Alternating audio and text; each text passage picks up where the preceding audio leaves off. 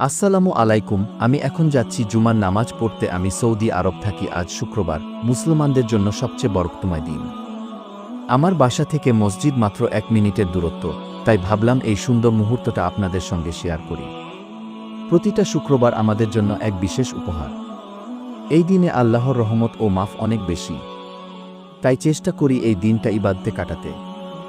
এখন আমি মসজিদের পথে, সামনেই আজানের আওয়াজ আসতেছে, মনটা একদম শান্ত লাগছে। যারা এখনও প্রস্তুত হননি তারাও যেন নামাজের জন্য রেডি হন।